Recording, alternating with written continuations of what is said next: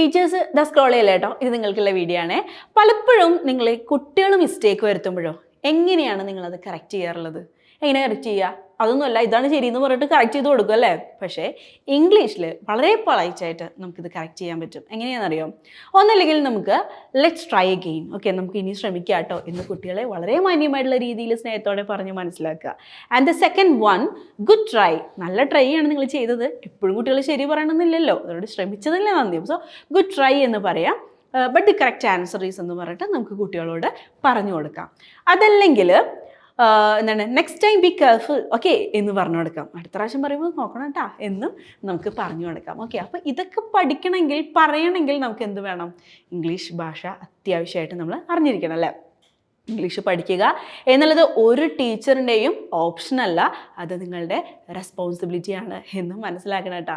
അപ്പോൾ ഇതുപോലെയുള്ള phrases daily ലൈഫിൽ നിങ്ങൾ യൂസ് ചെയ്ത് കഴിഞ്ഞാൽ വളരെ കോൺഫിഡൻ്റ് ആയിട്ട് തന്നെ നിങ്ങൾക്ക് ഇംഗ്ലീഷ് സംസാരിക്കാൻ പറ്റും. ടീച്ചേഴ്സിന് വേണ്ടി മാത്രമായിട്ടൊരു കോഴ്സ് നമ്മൾ ഇംഗ്ലീഷ് ബസ്സിൽ സ്റ്റാർട്ട് ചെയ്തിട്ടുണ്ട് കേട്ടോ. താല്പര്യമുള്ളവർ താഴെ കാണുന്ന നമ്പറുമായിട്ട് പെട്ടെന്ന് തന്നെ കോൺടാക്ട് ചെയ്തോ കേട്ടോ.